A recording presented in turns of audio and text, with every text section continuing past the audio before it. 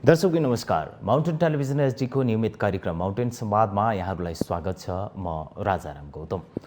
सरकारले भूमि सम्बन्धी समस्या समाधान आयोग खारेज गरेपछि सडकदेखि संसदसम्म यो कुराले महत्त्वपूर्ण स्थान पाएको छ। विघटित भूमि सम्बन्धी समस्या समाधान आयोगका काम कारबाही सम्बन्धी अभिलेख, भौतिक स्रोत साधन लगायतका व्यवस्थापन सम्बन्धीका कुराहरू रूपान्तरण नगरी यथास्थितिमा राख्न सर्वोच्च अदालतले प्रधानमन्त्री तथा मन्त्री परिषदको कार्यालयलाई अल्पकालीन अन्तरिम आदेश दिएको छ।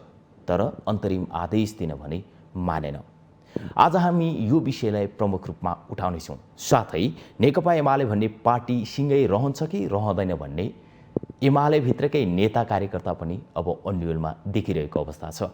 आज हामी यो विषयलाई पनि स्थानमा राख्नेछौँ। नेपालमा भूमिहीनहरूको अवस्था, यसको अवसर, चुनौती र यसको दीर्घकालीन समाधानका उपाय के हुन सक्छ? एमाले भित्रको आन्तरिक द्वन्द्वले निम्त्याएको समस्याले सिङ्गो पार्टीलाई अब कुन दिशातर्फ लैजान्छ लगायतका विषयमा नेकपा एमालेका नेता केशव बडालसँग आज हामी माउन्टेन संवादमा रहनेछौँ। कार्यक्रमलाई स्वागत छ। धन्यवाद छ राजारामजी।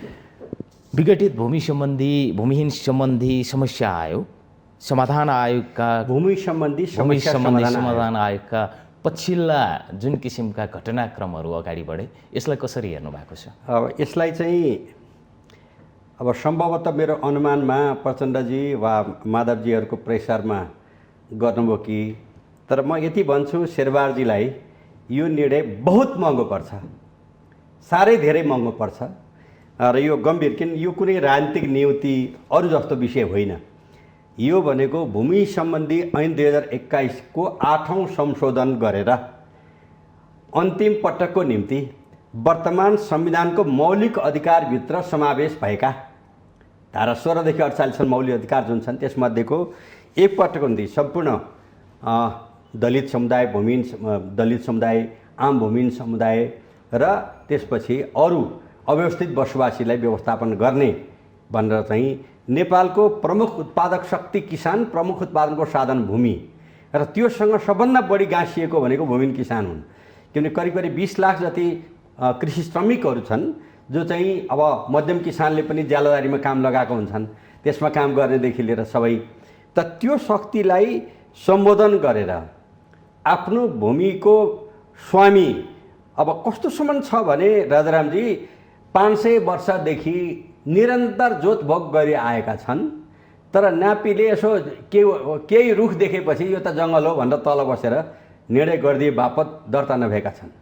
जस्तो अब तपाईँ काभ्रेमा जन्मिनु भएको हुन्छ, कुशादेवी गाविसको साबिक 5 र 6 नम्बर ओडा अलि विकटमा छ कुशादेवीको। त्यो दुईटा ओडा पुरै चाहिँ त्यो दर्तै भएको थिएन, धेरै लडाइँपछि मात्रै गरिएको। त्यसले प्रश्न के छ भने यस्तो भनेको चाहिँ चाहे त्यो ओलाङचोङ गोलादेखि लिएर अब दार्चुलाको चाहिँ यो हिकिलासम्म, यता दोधरा चाँदनदेखि लिएर यतापट्टि आएर चाहिँ के अरे झापाको केचनासम्म सबैतिर समस्या छ। कहीँ धेरै बाक्लै समस्या छ, कहीँ थोरै छ र 130वटा जति पालिकामा त भयानक ठुलो समस्या छ। यो खालको छ। यसलाई सम्बोधन गर्ने कुरो भनेको संसदमा 8औं संशोधन विधेयक जुन छ भूमि सम्बन्धी ऐन, त्यसमा चाहिँ पूर्णकुमारी सुवेदी त्यो समितिको सभापति र त्यहाँ 2 चोटि 3 चोटि 4 चोटि मलाई पनि एक्सपर्टको रूपमा चाहिँ कसरी यसलाई थायी रूपमा समाधान गर्ने भनेर चाहिँ भन्नुभएको थियो र हरेक दिन 4 घन्टा मैले चाहिँ ब्रिफिङ गरेर चाहिँ उहाँहरूले धेरै राम्रोसँग चाहिँ त्यो ऐन बनाउनु भयो। त्यो ऐनलाई कार्यान्वयन गर्ने, संविधान र ऐनलाई कार्यान्वयन गर्ने यो प्रक्रिया हो। यसमा चाहिँ राम हो कि श्याम हो, त्यहाँ को जिम्मेवार छ भनेर केलाउनेपट्टि लाग्दाखेरि म तपाईँको मिडिया मार्फत भन्छु, शेरबार देवाजीलाई यो धेरै महँगो पर्छ।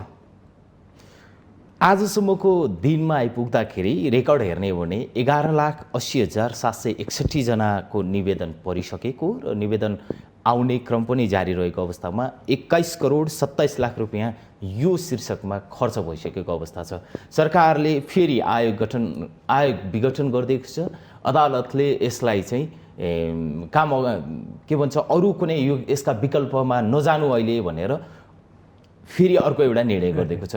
यो अवस्थामा तपाईँहरू सडकदेखि संसदसम्म तताइरहनु भएको छ। देशको यो अहिलेको वर्तमान परिस्थिति, कोरोना महामारी, यी सबै कुरा हेरिरहँदा नीतिगत रूपमा अब दबाब दिनका लागि तपाईँहरूले अवलम्बन गर्ने बाटोहरू कसरी लिनुभएको छ? अब यसमा अलिकति बताउँ यथार्थ स्थिति पनि। पहिलो नम्बरमा यति करोड खर्च भयो भने आउँछ। यो भनेको चाहिँ कुनै त्यस्तो विशेष अरू खर्च भन्दा पनि प्रत्येक ठाउँमा जाने आउने मासिक वेतन पाउनेले मासिक पाए होलान्, होइन? पालिकाले गर्नुपर्ने कुरा पालिकाले धेरै, त्यो तपाईँले भने धेरै खर्च पालिकाले गरिसकेको छ। किन पालिकाले एउटा तपाईँ भन्नुहोस् न, एपिपी एग्रिकल्चर प्रोस्पेक्टिभ प्लान जतिखेर यो देशको चाहिँ बजेट 1 खर्बको हुँदैन थियो, अरबमा मात्रै हुन्थ्यो। त्यतिखेर 18 करोड खर्च भएको छ। गिरिजाबाबु प्रधानमन्त्री हुन्थ्यो 48 पछि बनेको चाहिँ दीर्घकालीन कृषि आयोजना, होइन? त्यो बेलाको 18 करोड र अहिलेको 18 अर्ब, त्यो 18 करोड चाहिँ धेरै हुन्छ भएको थियो। अब त्यो त्यस्तो विषयमा कहिल्यै कुरो नउठाउने तत्त्वहरू अहिले चाहिँ यो दुःख कष्ट गरेर खाइ नखाइ अनेक दुःख कष्ट गरेर जुन चाहिँ यो अहिले भए जतिका काम यत्तिकै चाहिँ त्यो केही पनि नगरिकनको अवस्था हो कि भन्ने ढङ्गले आएको छ। हेर्नुहोस्, 747 पालिका मध्ये 753 मध्ये 747मा चाहिँ विधिवत सम्झौता भएको छ। सम्झौता यत्तिकै खुसक्क काज लगाएर सम्झौता हुँदैन, त्यो सबै अध्ययन गरेर मात्रै हुने गर्छ। 513 पालिकाको चाहिँ भनेको 35 दिने सूचना जारी गरिसकेका छ पालिकाले चाहिँ। यो समस्या चाहिँ हो कि होइन, जनरल पिपुलको निम्ति चाहिँ त्यो सूचना जारी गरेका छ, टाँस गरिसकेका छ। त्यसै गरी 319 पालिकाको लागत सङ्कलन भइसकेको छ, 78 यो असारसम्ममा चाहिँ भइसकेका छ। र त्यो टोटल सङ्ख्यामा हेर्नुहोस्, 2,47,960 भूमिहीन किसानहरू, जसमध्ये मोर देन 50% दलित समुदाय छन्।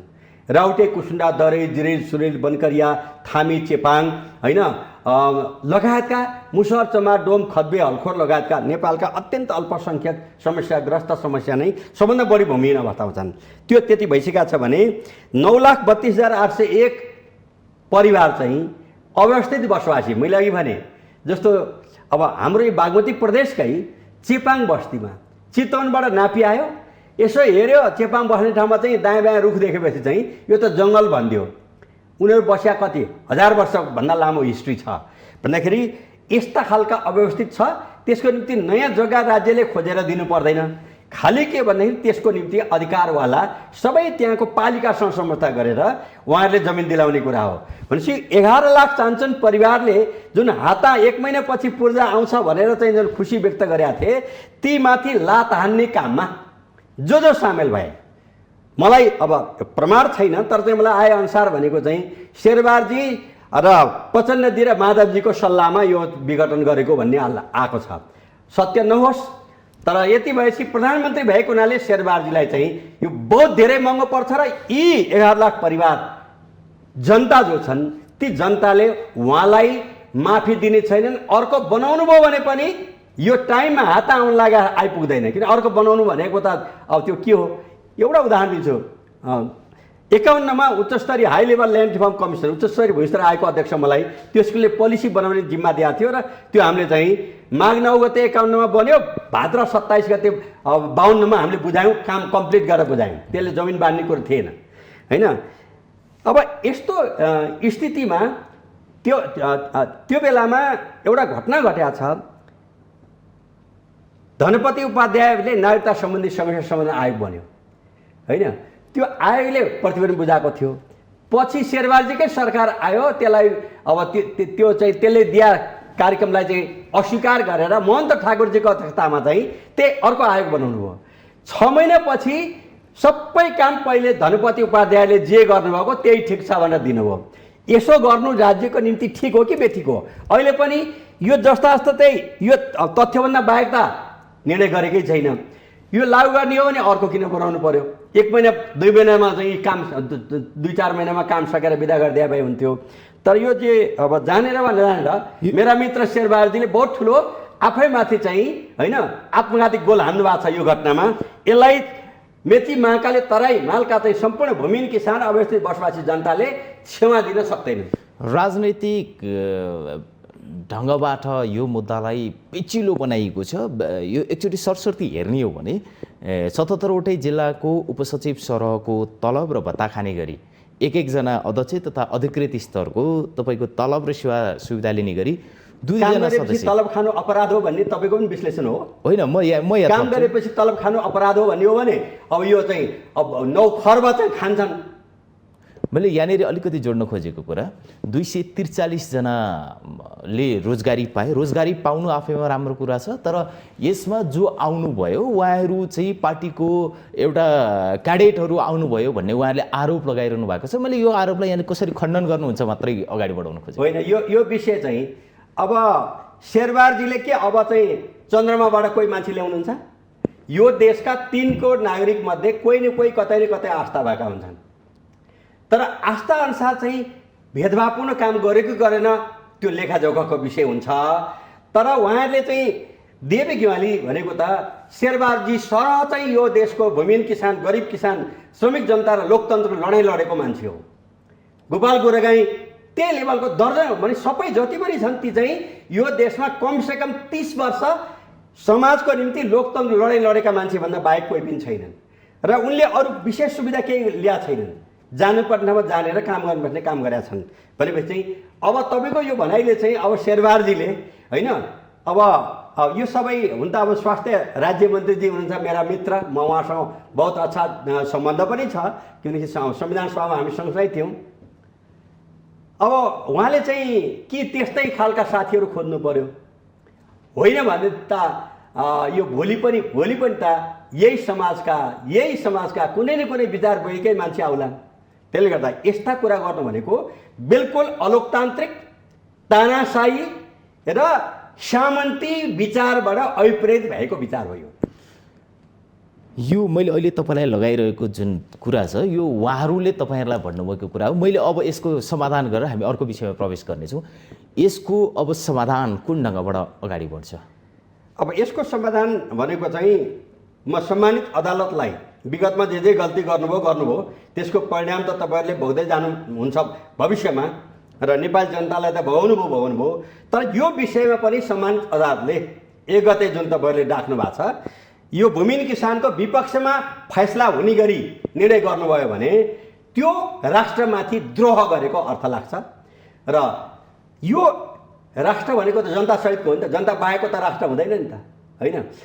त्यसले गर्दा चाहिँ यो राष्ट्रिय स्वाधीनता, राष्ट्रिय एकता, राष्ट्रिय अखण्डता, सार्वभौमता, लोकतन्त्र र वर्तमान संविधानको रक्षा गर्नको निम्ति र भूमि सम्बन्धी ऐन 2021 को 8औं संशोधन जो सबै राजनीतिक दल भएर पास गरेका छन् त्यसलाई लागू गर्ने प्रोसेस हो।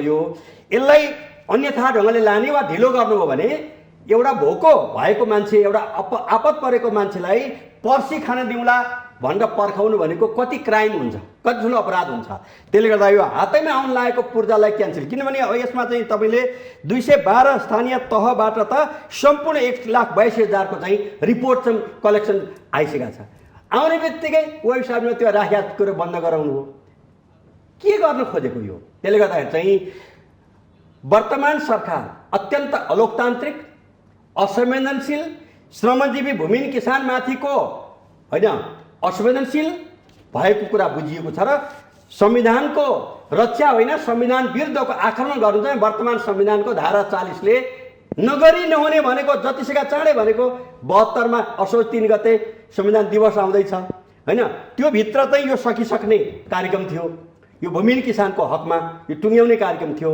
तर चाहिँ संविधान दिवसको दिन उहाँले के जवाफ दिनुहुन्छ, के बोल्नुहुन्छ? देवी गेवालीलाई त अब प्रचण्डजी र शेरबारजीले लखेटै हो नि, लखेट जितेको देवी गेवालीलाई हराएर च्यातेर अनि त्यसपछि चाहिँ प्रचण्डजीको छोरीलाई त्यहाँ मेयर बनाएको कुरो त दुनियाँलाई थाहा छ होइन। अब फेरि तपाईँहरूले भूमिहीन किसानको हातमा पर्न लागेको लाल पूर्जा खोसेर होइन अथवा तपाईँले अर्को बनाउनु होला, त्यसले चाहिँ यदि 1 दिन ढिलो भयो भने पनि 1 दिन अपराध भयो, 3 महिना ढिलो भयो भने 3 महिना अपराध भयो। किनभने एउटा भोकले पीडा भएको मान्छेलाई 3 महिनापछि खालास भनेर पर्खनु जस्तै हुन्छ। त्यसले गर्दा यो विषयमा म सम्मानित अदालतलाई ठिक ढङ्गले चाहिँ न्यायपूर्ण श्रमजीवी, किनभने न्याय भनेको कसलाई चाहिन्छ भनेको चाहिँ सम्पन्नलाई होइन, सबभन्दा राज्यले न्याय दिने भनेको सबभन्दा भूमिहीन किसान दलित समुदाय र श्रमजीवी जनताहरू जो 12 महिना 12 काल तपाईँ हामीले खाने अन्न उब्जाउनको निम्ति अर्काको खेतबारीमा ज्याला बुनी गर्छन्, तिनलाई सम्बोधन हुनु पर्यो। न्याय भनेको त्यो हो। सम्पन्नको निम्ति न्याय दिने, होइन, अब अरू विभिन्न खालका चाहिँ स्वार्थ शक्तिहरूलाई चाहिँ होइन स्थापित गर्ने, तर यो देशका दलित र भूमिहीन किसानमाथि चाहिँ अन्याय गर्ने काम अदालतले गर्यो भने त्यो अदालतप्रति विश्वास कहाँ पुग्छ? त्यो अदालतप्रति विश्वास टुट्छ। विश्वास टुटाउने काम नगर्नको निम्ति सम्मानित अदालतलाई मेरो अनुरोध छ। सम्मानित अदालतबाट अल्पकालीन अन्तरिम आदेश आइसकेको छ। तपाईँहरूले अन्तरिम आदेशको माग गर्नुभएको थियो। त्यो अवस्थामा भनेको तपाईँहरू अब केही फेरि अदालतलाई एउटा दबाब सृजना गर्न खोज्दै हुनुहुन्छ? हामी श्रमजीवी जनताको न्याय खोज्नको निम्ति लड्यौँ। म 48 वर्षको मेरो सार्वजनिक जीवन अलिअलि तपाईँलाई पनि थाहा होला। त्यो भनेको चाहिँ मुख्य लक्षित समुदाय भनेकै त्यही समुदाय हो, होइन। जतिखेर 51 मा नेकपा एमालेको सरकार थियो, त्यतिखेर सम्मानित प्रधानमन्त्री मनमोहन अधिकारी, होइन, गृहमन्त्री केपी ओली लगायतको हुनुहुन्थ्यो र त्यो बेलामा जम्मा चाहिँ मङ्सिर 14 गते सरकार बन्यो। जेठमा अविश्वासको प्रस्ताव दर्ता गर्नुभयो आदरणीय शेरबारजीले नै, अनि त्यसपछि भाद्र 27 गते सरकार गिर्यो। त्यस्तो अप्ठ्यारो बेलामा पनि त्यति अवधिमा, होइन, सुकुम्बासी समस्या समाधान आयोगका तत्कालीन अध्यक्ष एमालेबाट चाहिँ अब निर्णय मनमोहन बाको सरकारले गरेको कुरामा 65,000 परिवारले पूर्जा पाए। त्यो बेलामा टिकापुर विकास समिति भित्रका 80 जना कमैयाले पनि त्यतिखेर मात्रै पाए। भन्दाखेरि चाहिँ समय त्यतिखेर पनि त्यही राम्रो काम गरे बापत पछार्नको निम्ति चाहिँ शेरबारजीले देखा पर्नुभयो। मेरा मित्र शेरबारजी, किन उहाँ, तर उहाँलाई त्यो गराइयो त्यतिखेर पनि, कहाँबाट कसले गरायो? अहिले पनि कसको दबाबमा उहाँ फेरि त्यही गर्दै हुनुहुन्छ। त्यसनाले एकपटक होइन, उहाँ 5औं पटक प्रधानमन्त्री हुँदै हुनुहुन्छ। मेरा मित्र शेरबारजी 48 सालदेखि हामी सँगसँगै संसदमा पनि छौँ, विभिन्न कालखण्डमा, र मुभमेन्टमा पनि हामी सँगै छौँ। र उहाँको भन्दा कैयौँ गुणा बढी के अरे योगदान गरेर लोकतन्त्र लिएर आउने मान्छे मध्ये म पनि हो।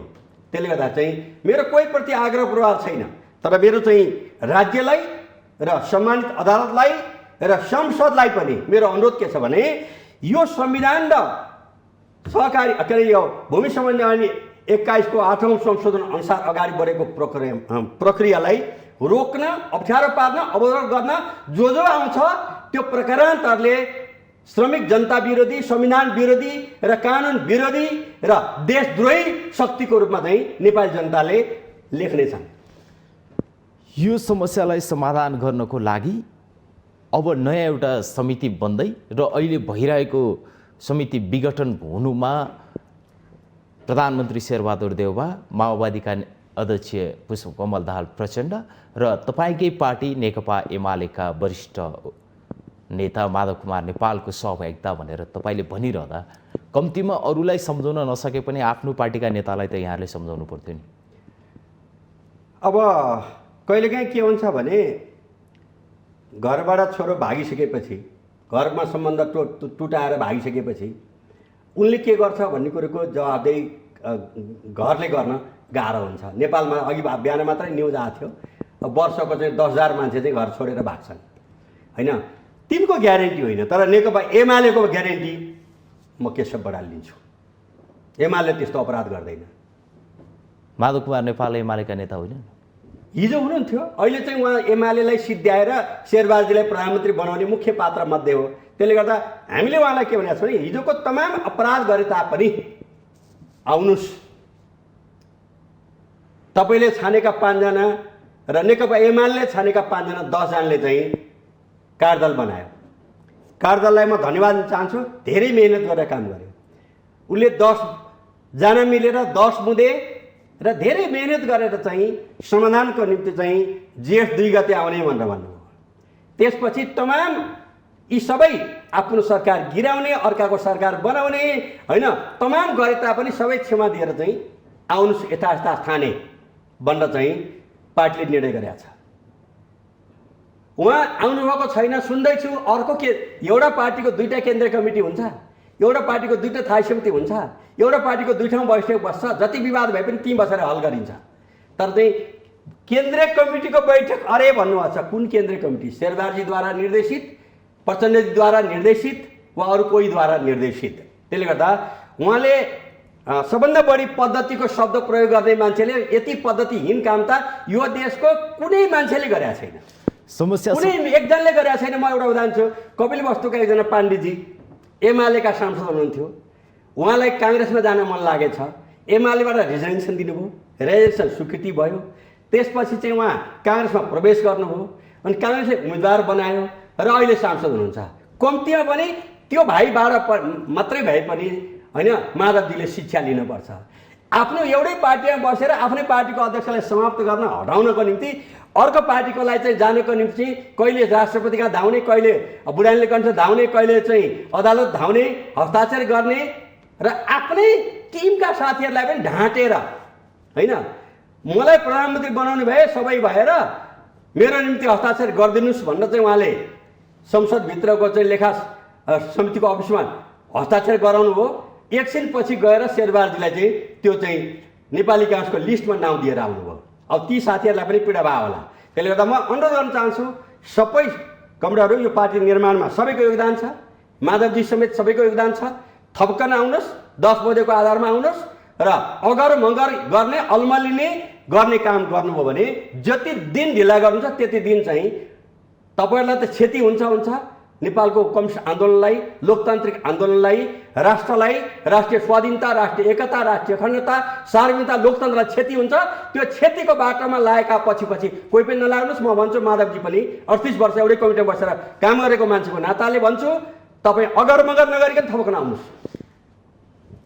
उहाँहरूले जेठ 2 भनिरहँदा यहाँहरू जेठ 3 सम्म पुगेको अवस्था र विवाद समाधान गर्नका लागि बनेको 10 बुँदे जुन कार्यविधि छ त्यो कार्यविधिको कार्यान्वयनको पाटोमा तपाईँले त्रुटि गर्नुभयो। हामी जेठ 2 मै आयौँ, किन आयौँ भनेपछि त्यो जुन 10 बुँदे कार्यदलको प्रतिवेदन छ नि,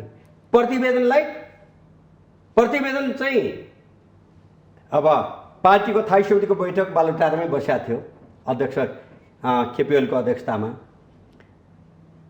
असार 27 गते उहाँले लिएर आउनुभयो, थाई समितिको बैठक बसेको थियो, त्यसलाई 100% एक्सेप्ट गर्यो। तर आजको थाई समिति बैठक चाहिँ रोकिदिनु पऱ्यो भनेर भीमराव कमिटीले भन्नुभयो। अनि हामीले भन्यौँ अब बैठक अगाडि बढाउँ, तपाईँको यो एक्सेप्ट गरिसकेपछि त आउनु पऱ्यो नि त साथीहरू भन्यौँ। त्यसपछि होइन आज एक दिन रोकिदिनु पऱ्यो भनेर उहाँले अनुरोध गर्नुभयो र अध्यक्ष केपीओलले 1 दिन होइन 4 दिन तपाईँलाई सोच्न समय पनि होस् भनेर रोक्नुभयो। असार 27 गतेको आज कति भयो होइन, अस्तिको 31 दिने महिना, यो 32 दिने महिना हो। आज चाहिँ 31 गते हामी छौँ भन्दाखेरि 1 महिना चान्चुन भइसक्यो भन्दाखेरि चाहिँ उहाँले भन्नुभयो। त्यसपछि चाहिँ हाम्रो 14औं बैठक केन्द्रीय कमिटीको बैठक बस्नु पर्थ्यो, 9 महाधिवेशन पछि त्यो जेठ 2 भने हुनाले होइन 10औं बैठक मात्रै गर्न मिल्ने भन्ने त्यो कार्यदल भएको हुनाले त्यही हामीले गऱ्यौँ। 14औं हुनुपर्ने 10औं बैठक भन्यौँ, आउनु भएन। त्यसपछि केही समयपछि ती सबै कुराहरू सार्वजनिक छन्, सबै जनताको बिचमा छन्। के एउटा बाध्यता छ भने अब हामी पर्खिने समय हाम्रो छैन, किन हाम्रो पार्टी विधानले महाधिवेशनभन्दा पहिले विधान अधिवेशन अनिवार्य गर्नै पर्ने बाध्यात्मक अवस्था छ र त्यो 3 वर्ष 0 मानेर पनि आउँदो वैशाख 10 गते भित्र हाम्रो वैधानिकताको निम्ति महाधिवेशन सक्नुपर्ने हुन्छ। तर फागुनमा 753 पालिकाको निर्वाचन छ जहाँ 36,000 चान्चुन चाहिँ जनप्रतिनिधि छान्ने कुरो छ। त्यसको निम्ति तयारी 2-3 महिना लाग्छ नै होइन। भनेपछि चाहिँ हामीले 1 दिन पनि ढिलो गर्ने हामीलाई कुनै पनि अवस्थाले छैन, त्यो कुनै हाम्रो रहरले होइन। त्यसले गर्दा मङ्सिर 2 देखि 6 सम्म महाधिवेशन गर्नु छ, भाद्र 27-28 गते विधान अधिवेशन गर्नु छ होइन। असोज संविधान दिवसको दिन, संविधानकै दिन, सबभन्दा संविधानको जग आधार भनेको चाहिँ स्थानीय तह भएको हुनाले चाहिँ वडा 6753 वडाहरूमा असोज 3 गतेको दिन अधिवेशन हुन्छ, 9 गते 753 वटा पालिकामा अधिवेशन हुन्छ। यी कामको निम्ति चाहिँ पर्खेर बस्ने समय छैन र म उहाँहरूलाई के अनुरोध गर्न चाहन्छु भने म त्यो हक पनि राख्छु। उमेरको हिसाबले उहाँहरू त्यहाँ भएका भन्दा प्राय सबैभन्दा म चाहिँ बढी नै छु। त्यसले गर्दा चाहिँ राजनीतिक जीवनको हिसाबले 48 वर्षको लगातारको राजनीतिक जीवन छ। उहाँहरू अगर मगर नगरिकन कुनै के भेला भयो रे कुनै के भन्ने सुनिन्छ त्यो नगरिकन एमालेमा जुन तहमा हुनुहुन्थ्यो आउनुहोस्, आबद्ध हुनुहोस्, पार्टीको निर्णयलाई अक्षरशः पालना गरेर पार्टी विधानअनुसार एउटा पार्टीको सदस्यले पालना गर्नुपर्ने सबै कुरालाई पालना गरेर आउनुहोस् र अगाडि बढौँ। त्यो राष्ट्रको हितमा, जनताको हितमा र चाहिँ लोकतन्त्रको हितमा र नेपालको कम्युनिस्ट आन्दोलनको हितमा छ। तपाईँहरूले जे गर्दै हुनुहुन्छ, कम्युनिस्ट आन्दोलनलाई त छेदविच्छेद बनाउने कुरो गर्नुभयो। राष्ट्रिय स्वाधीनता, राष्ट्रिय एकता, राष्ट्रिय अखण्डता, सार्वभौमिकता र लोकतन्त्रलाई दुब्लो पार्दै हुनुहुन्छ र वर्तमान संविधानलाई कमजोर बनाउँदै हुनुहुन्छ। त्यसमा अलमल भएका सबै साथीहरूलाई म अनुरोध गर्न चाहन्छु कि आउनुहोस्, आफ्नो ठाउँमा पार्टीमा आबद्ध हुनुहोस्, चित्त नबुझेको कुरो जति सिका त्यही गर्नुहोस्। नेता नेपाल भन्दै हुनुहुन्छ कि पार्टी एकताका लागि आफूहरू अन्तिम पर्खाइमा रहेको र अब पनि तालमेल मिल्दैन भनेदेखि आफ्नो ढङ्गले जाने भन्ने हिसाबले हिजोको दिनमा मात्रै वरिष्ठ नेता नेपालले पार्टी एकताका लागि सबै ढोकाहरू बन्द भए, पार्टीलाई पुनर्गठित गर्ने कामबाट आफू पनि पछि नहट्ने र यो जिम्मेवारी पुरा गर्दै जाने भनेर उहाँहरू पनि आफ्नो तरिकाले गइरहेको छ। भनेको के अब मैले बुझेँ तपाईँको प्रश्न। अब दुईटा धारबाट प्रष्ट रूपमा जाने तयारी भएको उहाँले बनाएको भीम रावलको अध्यक्षतामा 5 जना साथीहरू हुनुहुन्थ्यो। नेकपा एमाले बनाएको, एमालेको संस्थापन पक्षले बनाएको सुभाष नेमाङको अध्यक्षतामा 5 जना हुनुहुन्थ्यो कार्यदल। कार्यदल 10 जनाले कार्यदलले धेरै मेहनत गर्यो। कार्यदलका सबै साथीहरू भोलि आउनुहोला नआउनुहोला तापनि उहाँलाई म सम्मान गर्छु र यो समाधानको निम्ति जुन प्रयत्न गर्नुभयो उहाँलाई धन्यवाद पनि दिन चाहन्छु र त्यसलाई सम्पूर्ण रूपले नेकपा एमालेको थाई समितिले, केन्द्रीय कमिटीले, अध्यक्ष सबैले स्वीकारिसक्नु भएको छ। आउनुहोस्। अब उहाँहरूको इच्छा अर्कै छ भने होइन, नवौं महाधिवेशनमा केपी ओलीले माधव नेपाल चुनाव लड्नुभयो, केपी ओली जित्नुभयो, माधव नेपाल हार्नुभयो। अनि हारेको मान्छेलाई पनि होइन त्यो कार्यदलले चाहिँ के व्यवस्थापन गर्ने भनेको छ त्यो पनि गर्ने भनिसकेको छ। तर उहाँहरूले यदि अध्यक्ष केपी ओलीलाई हटाउनुपर्छ भने शब्द सुइयो भने पनि यो देशका 3 करोड जनताले सुन्न चाहँदैनन्। केपी ओलीलाई हटाएर, केपी ओलीले अधिकार खोसेर महाधिवेशन निर्वाचित भएको अध्यक्षलाई चाहिँ पङ्गु बनाएर अरू कसैलाई जो पार्टी विरोधी गतिविधिमा चाहिँ वर्षौँदेखि लागिराखेका छन्, महिनौँदेखि लागिराखेका छन्, आफ्नो पार्टीको छँदाखँदा कम्युनिस्ट पार्टीको सरकारलाई ढालेर सदा सर्वदा प्रतिस्पर्धी, लोकतन्त्रका निम्ति सहयात्री र पार्टीगत हिसाबले प्रतिस्पर्धी राजनीतिक दलको नेतालाई प्रत्यक्ष 23 सिट, जम्मा 61 सिट भएको पार्टीलाई चाहिँ सरकार बुझाउने काम गर्नुभयो। हामीले क्षमा गर्यौँ। योभन्दा ठुलो कुरो केही हुन्छ? अलिकति मलाई यो कुरा यति गर्दा पनि हामीले क्षमा दियौँ। उहाँहरूले त के गर्नु हो, सडकमा बसेर भन्दाखेरि चाहिँ आफ्नो पार्टीको अध्यक्षलाई अध्यक्षबाट हटाउनु भयो, माइतीका मण्डेलामा बसेर, दलको नेताबाट हटाउनु भयो, माइतीका मण्डेलामा बसेर, साधारण सचिवबाट हटाउनु भयो, माइतीका मण्डेलामा बसेर। केपी ओली मात्रै सुभाषी समेत 10 जना साथीहरूलाई पनि हटाउनु भयो। खुब पद्धतिका कुरा गर्ने, अप्ठ्यारो पनि लाग्नु पर्ने हो।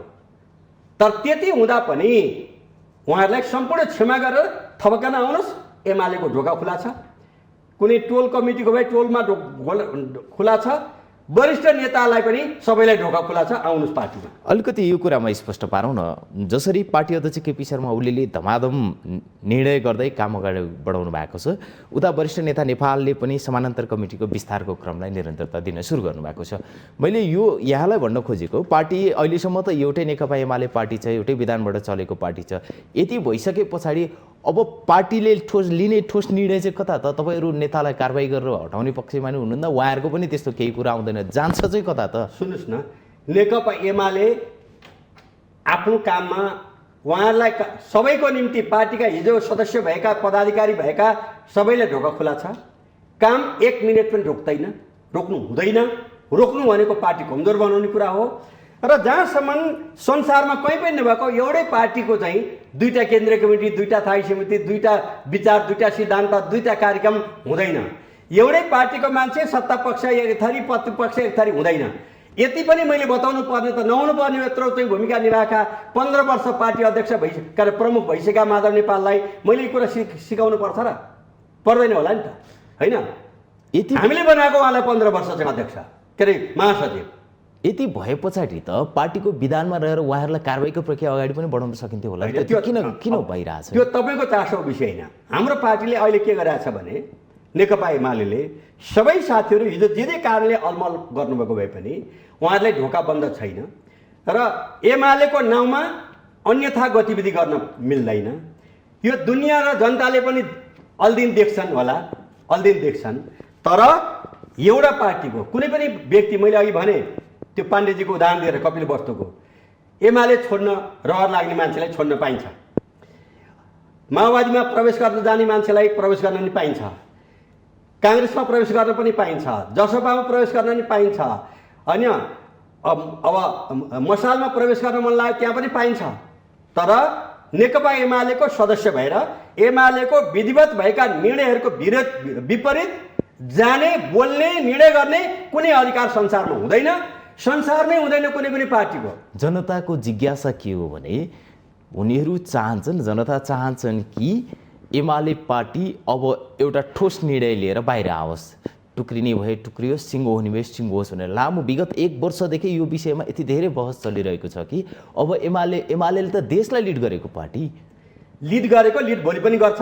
मैले यसमा भनिसकेँ, पार्टीको नीति सिद्धान्त कार्यक्रम र निर्णय स्वीकार गर्ने साथीहरू सबै आउनुहोस्, 1 घन्टा पनि ढिलो नगरिकन, 1 दिन पनि म भन्दिनँ। जो आउन मन लाग्दैन तपाईँहरू कुन बाटो जान खोज्ने हो, खुट्टा बाँधेर चाहिँ कसैलाई तानेर ल्याएर पार्टी बन्दैन दुनियाँमा। त्यसले आस्था र विश्वासले त्यही हो। त्यसले गर्दा मलाई के विश्वास छ भने धेरै साथीहरू सल्लाह गर्दै हुनुहुन्छ, आउने तयारीमा हुनुहुन्छ, आउनुहुन्छ। जो आउनै हुँदैन भनेर चाहिँ, किन आफ्नो पार्टीलाई समाप्त गरेर अर्को पार्टीको निम्ति योगदान गरे मान्छेहरूलाई त अब योगदान गर्ने मान्छेले पनि त भन्ला नि त, होइन? त्यसले गर्दा चाहिँ अब उहाँहरूले गर्नु त बहुत ठुलो अपराध गर्नुभयो। अपराध भनेको उहाँहरूले केपी ओलीमाथि भन्नुहुन्छ, राष्ट्रमाथि अपराध गर्नुभयो, राष्ट्रद्रोही काम गर्नुभयो। तर पनि पार्टीले क्षमा दियो। आउनुहोस्, ढोका खुला छ। र अहिले म तपाईँको मिडिया मार्फत भन्छु, आउने साथीहरू आउनुहोस्, तपाईँ हामी सबै मिलेर पार्टी बनायो, हामीले मात्र बनाएको भनेर म भन्दिनँ।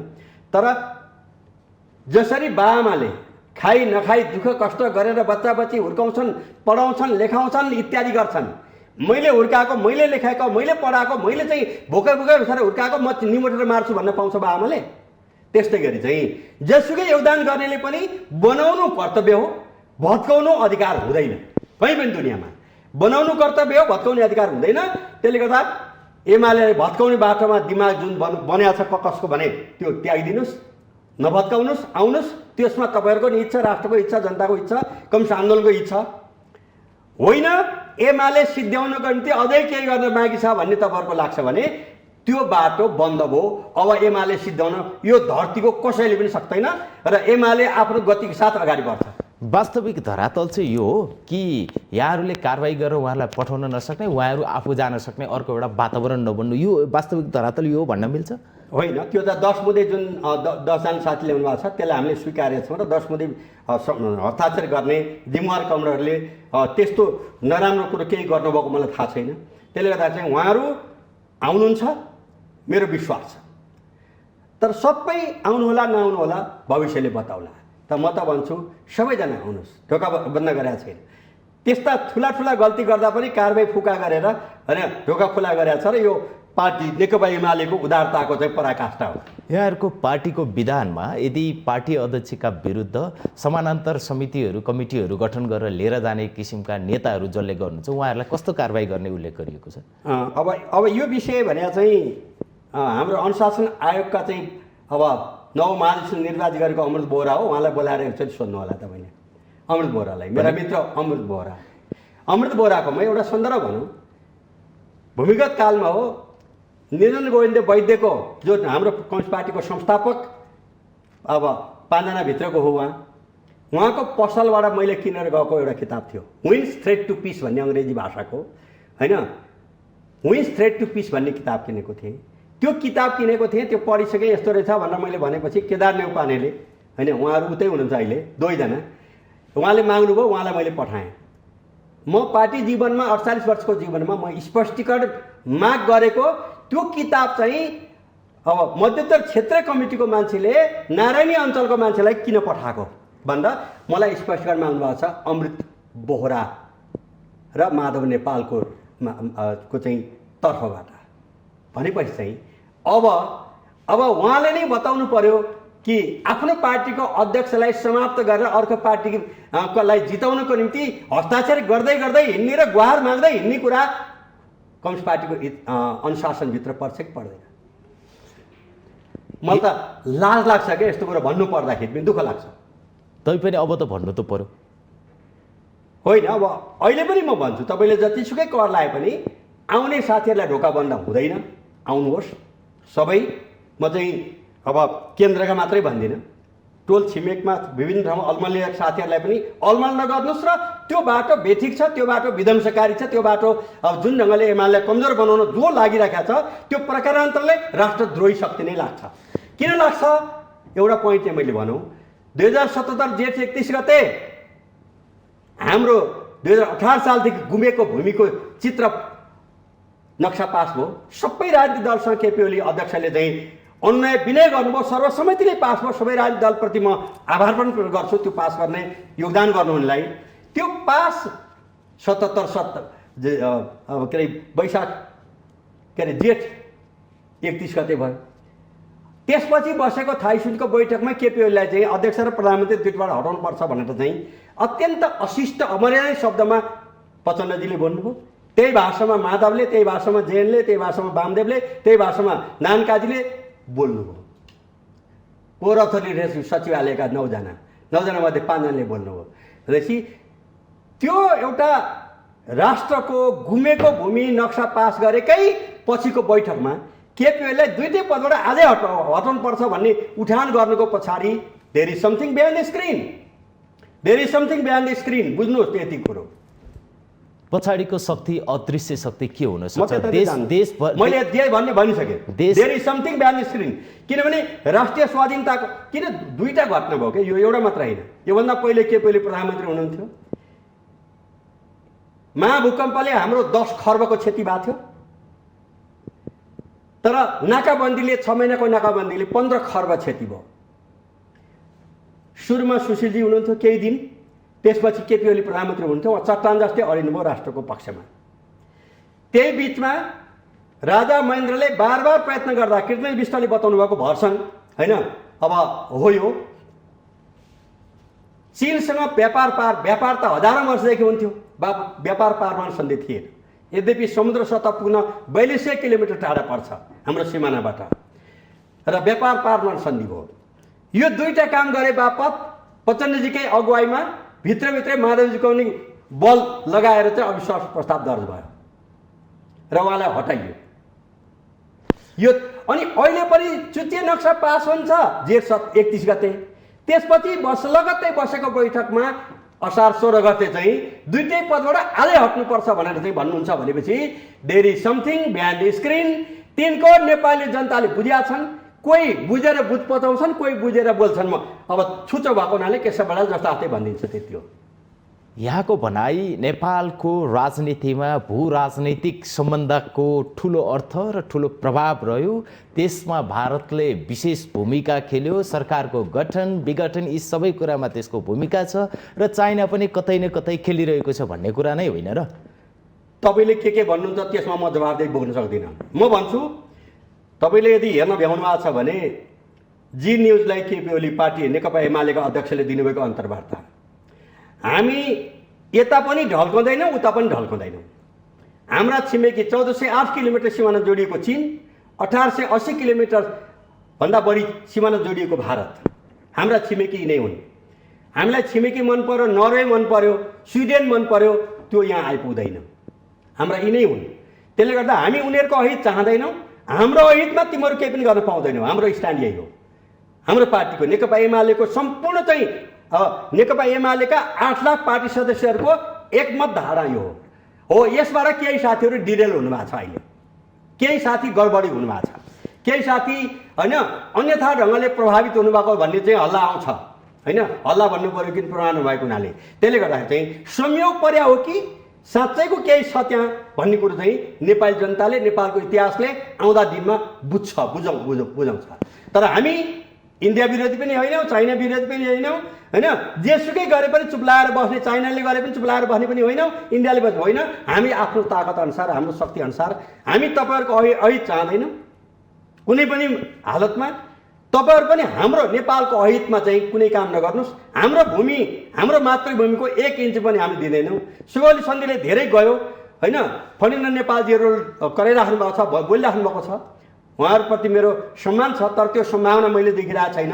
तर 2018सम्म हाम्रो भूमिमा भएको, हाम्रो नापी नक्सा भएको, हामीले तिरेको भूमि त्यतिखेर राजा महेन्द्रले, यो चाहिँ बेसवार थापाजीको शब्द है होइन, यो उहाँले बोल्नु भएको छ सार्वजनिक ढङ्गले, तपाईँले सुन्नुभयो होला होइन। चीन भारत युद्ध भएको हुनाले युद्ध हुँदाखेरि एउटा देशको विरुद्धमा अर्को देशलाई भूमि दिनु त्यो गम्भीर त्रुटि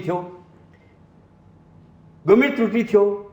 तर पनि त्रुटि भइपो गयो, त्यतिखेर के बाध्यता थियो होइन, अस्थायी रूपमा दिएको फिर्तै गएनन् भनेर चाहिँ भेषवारजीले भन्नुभएको छ। भेषवारजी त्यतिखेरको राजा महेन्द्रको अत्यन्त प्याटेन्ट विश्वासिलो, अमेरिका बसेर पढ्दै गरेका मान्छेलाई उहाँले बोलाएर नेपाल आउनुभएको मान्छे हो। आई नो भेरी, उहाँ म बहुत आदर गर्छु भेषवारजीसँग, पर्सनली आदर गर्छु, विद्वान व्यक्तित्व पनि हो। त्यसले गर्दा चाहिँ जब यो हाम्रो भूमि हामीले लिन खोज्दाखेरि चाहिँ हामीलाई अप्ठ्यारो पार्न कुनै विदेशी वा स्वदेशी लाग्छ भने त्यो प्रकारान्तरले देशद्रोही हो। नेकपा एमाले पार्टीले आजको यो अवस्थासम्म ल्याउनका लागि बाहिरी शक्तिको भूमिका छ भन्ने कुरा तपाईँहरू मान्न तयार हुनुहुन्छ कि हुन्न? म त मान्न तयार छैन। 48 वर्षदेखि लोकतन्त्रको लडाइँ लड्दै आएको मान्छे म छु। मेरो उमेर 2023 सालमा डिआइजी नारायण काण्डमा त्यसको विरुद्धमा प्रहरीको लाठी खाने मान्छे हो। त्यसपछिका कुनै पनि सङ्घर्षमा अग्रपङ्क्तिमा छु। हामीलाई कुनै अर्को केही मान्छेले प्रचार के गरिरहेका छन् भने सबै चाहिँ नेपालको हितमा कोही पनि छैनन्, सबै विदेशी भन्ने भनेको प्रकारान्तिक चाहिँ देशद्रोही हुन्। किनभने सबै विदेशीको पक्षमा छन् भने देश त टिक्दैन भन्ने निष्कर्षमा पुगिन्छ। त्यसले गर्दा यो देशको निम्ति मर्न तयार हुने म जस्ता चाहिँ करोडौँ नेपाली आमाका सन्तान छन्। नेकपा एमालेका 1 करोडभन्दा बढी समर्थक शुभेच्छुक सबै छन्। त्यसले गर्दाखेरि चाहिँ हामी कसैको प्रभावमा वा कसैको दबावमा होइन, जनताको हक चाहिन्छ भन्ने कुरो चाहिँ 2017 साल काण्ड भयो। 46 सालको अब 7 सालकोमा 6 सालमा चाहिँ कौर पुष्पलालको अगुवाईमा कम्युनिस्ट पार्टी स्थापना भयो। 5 सालमा बिपी कोइरालाको अगुवाईमा चाहिँ कङ्ग्रेस अगाडि बढ्यो। हामी दुइटैको लोकतन्त्रको पक्षमा लड्ने कुरा हो। यो भनेको लोकतान्त्रिक विचार भनेको चाहिँ संसारको कुनै पनि देशको कम्युनिस्ट पार्टीभन्दा नेपालको फरक के हो भने 2010 अब त्यसरी हामीले 7 सालमा राणाशाही काङ्ग्रेसको ठुलो शक्ति थियो, हाम्रो सानो शक्ति थियो, जति शक्ति थियो पुरै युद्ध स्तरमा लागेर राणाशाही विरुद्ध गर्नु। म सकिहालेँ, त्यो एकदम महत्त्वपूर्ण पोइन्ट पाउनु छ। तर चाहिँ 8 सालमा 7 सालको परिवर्तन हुने बित्तिकै राणा प्रधानमन्त्री हुनुभयो। त्यो बेलामा पार्टी प्रतिबन्ध भएको थिएन र नेपाली काङ्ग्रेसकै नेता मातृका बस्दा कोइराला प्रधानमन्त्री हुँदाखेरि कम्युनिस्ट पार्टीमाथि प्रतिबन्ध लगाइयो, हत्या हिंसा गरियो, तमाम गरियो। र त्यो बेलामा पनि अखिल नेपाल किसान सङ्घ जसको चाहिँ 4थो राष्ट्रिय सम्मेलनको अध्यक्ष म, पहिलो दोस्रोको तुलसीलाल अमात्य, तेस्रो सम्मेलनको अध्यक्ष अमृत बोहरा हो र 4थोको म हो, 5औँ त्योभन्दा पछि वामदेवजी हुनुभयो। र हामीले राष्ट्रव्यापी सङ्घर्ष गऱ्यौँ होइन। र यसरी लोकतन्त्रको निम्ति सँगै लडेका पार्टीहरूलाई प्रतिबन्ध लगाउने कुन पार्टी हो? अहिले त्यही पार्टीले होइन नेकपा एमालेलाई कमजोर बनाउनुको निम्ति चाहिँ अग्रणी भूमिका निभाइरहेको छ। र एउटा कुरो के नबिर्सनुहोस् उहाँहरूलाई म भन्छु भने 15 सालमा आम चुनाव हो, 10 सालमा काठमाडौँ महानगरपालिकामा हाम्रो पार्टीको तर्फबाट जित्नु भएको व्यक्तित्व 6 वर्षमा अस्ति मात्रै बित्नुभयो। 15 सालमा चाहिँ नेपाली काङ्ग्रेसले 6 लाख भोट पायो, 74 सिट जित्यो। नेपाल कम्युनिस्ट पार्टीले चाहिँ 4 सिट जित्यो, 1,29,000 भोट पायो। हामी सँगै लडेका हौँ लोकतन्त्रको निम्ति। आज तपाईँहरू धेरै राम्रो स्थानमा हुनुहुन्छ। शक्तिको बिचमा चाहिँ एकता गर्नुपर्ने ठाउँमा होइन अनेक ढङ्गले चाहिँ कम्युनिस्ट पार्टीसँग चाहिँ कमजोर बनाउनको निम्ति जुन लाग्नुभयो त्यसले 17 साल बिउत्यो।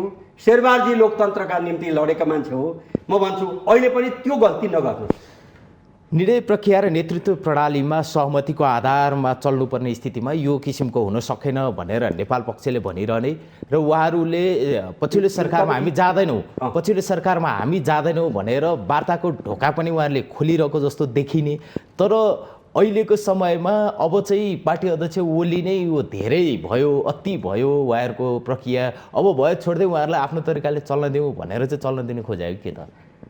अब पहिलो नम्बरमा त तपाईँले भन्नुभएको कुरा सुरुमै करेक्सन गर्नुपर्ने छ। के पो भन्दा चाहिँ फर्स्ट उहाँले निर्णय प्रक्रिया र नेतृत्व प्रणालीमा उहाँहरूले भाग खोजिरहनु भएको छ। नेकपा एमाले होइन 6 सालमा कम्युनिस्ट पार्टी स्थापना भएदेखिको अहिलेसम्मको निर्णय प्रक्रियाभित्र बसेर मात्रै नेकपा एमाले निर्णय गरेको छ। केपी ओलीले एक्लै निर्णय एउटा पनि गर्नुभएको छैन। यसमा क्लियर हुनुहोस् तपाईँहरू सबैजना। तपाईँहरूमा पनि कन्फ्युजन छ जस्तो लागेको छ मलाई। अब अर्को के सोध्नुभएको थियो? अर्को यो समयमा जब प्रधानमन्त्री शेरबहादुर देउवा बनिसक्नु भए पछाडि नि उहाँहरू हामी सरकारमा जाँदैनौँ, हामी पार्टी एकताको पक्षमा छौँ भनेर उहाँहरू बसिरहँदा अब ओली पक्ष चाहिँ त्यति धेरै उहाँहरूसँग कुरा गरेर सहमतिको बाटोमा जानेतिर नहुनु भएको हो कि? अब मैले बुझेँ, नेकपा एमालेको स्थायी समिति केन्द्रीय कमिटीले सर्वसम्मति निर्णय के गरेको छ भने हामी प्रतिपक्षमा बस्छौँ र रचनात्मक भूमिका निभाउँछौँ भनेर पार्टीले निर्णय गरेपछि त्यो पार्टीको सदस्य हुनु भन्ने मान्छे त्यही बाटोमा थपक्कन आउनुपर्छ कि अगरमा गरेर बस्न मिल्छ? यो सुनिराख्नु भएको देखिराख्नु भएको सबैलाई मेरो प्रश्न हो कि पार्टीले फैसला गरेपछि त्यो एक्लै केपीले गरे हो, हामी सबै बसेर गरेको होइन। हामी कसैको भन्दा म दावा गर्छु यी अहिले तपाईँले नाउँ लिएका कसैको भन्दा पनि कम योगदान भएको मान्छे म पनि होइन। त्यसले गर्दा चाहिँ पार्टीले गरेको निर्णय हो र पार्टीको अध्यक्ष केपी ओली हुनुहुन्छ होइन। त्यसले गर्दा त्यो निर्णय प्रत्येकसँग बस्ने भनेपछि चाहिँ जाने कि नजाने कि कोही जाने कोही नजाने यस्ता चाहिँ लुइरे कुरा चाहिँ नगर्नुहोस्। त्यो लाज हुन्छ। किनभने 15 वर्ष अध्यक्ष के अरे महासचिव किन बनाइएछ भन्ने पश्चातापमा नेकपा एमाले पङ्क्ति नपुगोस्, मेरो चिन्ता त्यहाँनिर छ। अनि अर्को एउटा तपाईँले उठाउनु भएको तल चाहिँ थपक्कन केपी ओली चाहिँ मर्दिए हुन्थ्यो त भनेको छैन। थपक्कन हटिदिएर माओवादीलाई थपक्कन चाहिँ अध्यक्ष बनाइदियो भने त टन्टै साफ हुन्थ्यो। असाध्यै सोझा मान्छेको भने है मर्दियो भन्ने चाहिँ उहाँहरू मात्रै हो। किनकि अब हस्टेल गएपछि नफर्के हुन्थ्यो भन्ने चाहना राख्ने मान्छेहरू पनि छन्, कोही सबै होइन। तर अब असल मान्छेहरू एमालेकै असल मान्छेहरू लामो इतिहास भएको मान्छे ए बाबा थपक्कन चाहिँ अध्यक्ष चाहिँ किस्तीमा हालेर माधवलाई दिया भए त टन्टै साफ हुन्थ्यो। राजनीतिक जीवन भनेको राजनीतिक कुरो भनेको नीति सिद्धान्त कार्यक्रम हो। उहाँलाई हामीले थपक्कन जिम्मा दिने, उहाँले थपक्कन लगेर चाहिँ शेरबहादुरजीलाई बुढानले कण्ठमा लगेर पार्टी बुझाउनको निम्ति हामी दिन सक्छौँ होइन। सरकार त बुझाइसक्नुभयो, 2टा प्रदेशको सरकार बुझाइसक्नुभयो, उहाँले माधवजीले चाहिँ अरूलाई बुझाइसक्नुभयो। अब पार्टी पनि शेरबहादुरजीलाई बुझाउनुको निम्ति ठिक पर्नु भएको होला। अनि उहाँलाई नै हामी अध्यक्ष बनाउन मिल्छ हो? आउनुहोस्, काम गर्नुहोस्, महाधिवेशन मङ्सिर 2 देखि 6 छ, चुनाव लड्नुहोस्, जित्नुहोस्। तपाईँ अध्यक्ष तपाईँ महासचिव हुँदाखेरि तपाईँलाई बिचमै हटाउनुको निम्ति 2053 सालमा 22 जनाको हस्ताक्षर गर्ने मान्छे तपाईँको सबभन्दा भरोसिला मान्छे अहिले त्यही होइन। त्यसो कुनै हालतमा बिचमा गर्नु हुँदैन। 6 सालमा स्थापना भएको नेपाल कम्युनिस्ट पार्टीका महासचिव पुष्पलाललाई 8 सालमै हटाएर मनमोहनलाई बनाउने कुरा गम्य त्रुटि भयो भन्ने हाम्रो यो ऐतिहासिक विश्लेषण छ। 2033 सालमा मनमोहन बाला मैले भेटेर बुटोलमा भनेको छु तपाईँकोलाई म बहुत आदर गर्छु, तर पुष्पलाललाई हटाएर महासचिव हतार महाधिवेशन नभइकन किन भएको भन्ने मान्छे हो म। त्यसले गर्दा चाहिँ प्रश्न के छ भने माधवजीलाई साह्रै हतार भएको छ भने होइन, आउनुहोस्, महाधिवेशनमा भाग लिनुहोस्, चुनाव लड्नुहोस्, जित्नुहोस्, पार्टी अध्यक्ष हुनुहोस्। रामश्याम हरि कोही भनेको छैन, तर यो पार्टीको निर्णय, पार्टीको निर्देशन, पार्टीको अनुशासन विपरीत रहेर एमाले हुँ भन्ने अधिकार कसैलाई पनि छैन। एमाले हुँ भने एमाले भएर काम गर्नु पर्यो, एमाले प्रतिपक्षमा छ र त्यही बुझ्नु पर्यो। होइन एमाले होइन भने एमालेको संस्थाबाट आफू खुसी बेदा भएर जानु पर्यो। हामीले निकालेको छैनौँ, निकाल्दैनौँ। एकदमै अन्तिममा छौँ हामी। अन्तिममा अब एमाले फुट्छ या जुट्छ भने अबका जुट्ने आधार के 10 बुँदे बाहेक यदि कुनै बाँकी छन् भने यदि फुट्छ भनेदेखि अब यो निकास कहिलेसम्ममा आउने सम्भावना? तपाईँको शब्दैसँग मलाई अब आपत्ति छ। फुट्ने होइन। अब कतिपय साथीहरू एमालेमा नआउन सक्नुहुन्छ। कोही मान्छे अब लामो समयदेखि आउनु भएको छैन, अन्तै बसिरहनु भएको छ, आउनु भएन भने त्यो फुटेको भन्ने शब्द प्रयोग गर्न जरुरत छैन। नेकपा एमाले एकताबद्ध छ र अगाडि बढ्छ र अलमल लिनुभएको साथीहरू कोही आउनु होला, स्वागत छ। म अहिले भन्न चाहन्छु तपाईँको मिडिया मार्फत होइन, स्वागत छ। जो आउनुहुन्न राजनीतिक कर कापले कहीँ दुनियाँमा हुँदैन। इच्छा लागे शेरबहादुरजीको पार्टीमा जानुहोस्, इच्छा लागे उपेन्द्र यादवजीकोमा जानुहोस्, इच्छा लागे बाबुरामजीकैमा जानुहोस् होइन, इच्छा लागे अब चाहिँ प्रचण्डजीकोमा जानुहोस्, इच्छा लागे मेरा मित्र मोहन विक्रमजीकोमा जानुहोस्। त्यो स्वतन्त्रता चाहिँ लडेर हरेक मान्छेलाई एउटा पार्टीमा आबद्ध हुन पाउने अधिकारको निम्ति 48 वर्ष लड्दै आएको मान्छे म हो। त्यो स्वतन्त्रता छ, तर एमाले हुँ भन्दै एमालेको विरोधमा एमालेलाई बदनाम गर्ने, विस्थापित गर्ने, कमजोर बनाउने, बोल्ने, गतिविधि गर्ने अधिकार एकजनालाई पनि छैन। हस्, यहाँले आफ्नो अमूल्य समय हामीलाई उपलब्ध गराइदिनु भयो, त्यसको लागि धेरै धेरै धन्यवाद। धन्यवाद छ। सबै आदरणीय दर्शक महानुभावहरूलाई पनि मेरो नमस्कार छ, अभिवादन छ। एमालेलाई एकताबद्ध बनाउनुको निम्ति सबै समर्थक शुभेच्छुक पनि एकताबद्ध हुन म अनुरोध गर्न चाहन्छु। दर्शकबिन, आज हामीले नेकपा एमालेका नेता केशव बडालसँग समसामयिक राजनीतिक अहिलेको अवस्थामा नेकपा एमालेको राजनीति कतापट्टि जान सक्छ भन्ने विषयलाई मूल विषय केन्द्रित गऱ्यौँ र त्यसै गरी सरकारले भूमि सम्बन्धी समस्या आयोग गठन गरे पछाडिको अवस्था, सडकदेखि संसदसम्म तातिरहेको यो अवस्थामा अबको निकास के हुन सक्छ भन्ने विषयलाई पनि केन्द्रित बनायौँ। आजको माउन्टेन संवाद यति नै। भोलि फेरि नयाँ विषयवस्तु र नयाँ व्यक्तित्वका साथ उपस्थित हुने नै छौँ। तबसम्मका लागि सत्य, तथ्य र निष्पक्ष समाचारका लागि हेर्दै रहनुहोला माउन्टेन टेलिभिजन HD। नमस्कार।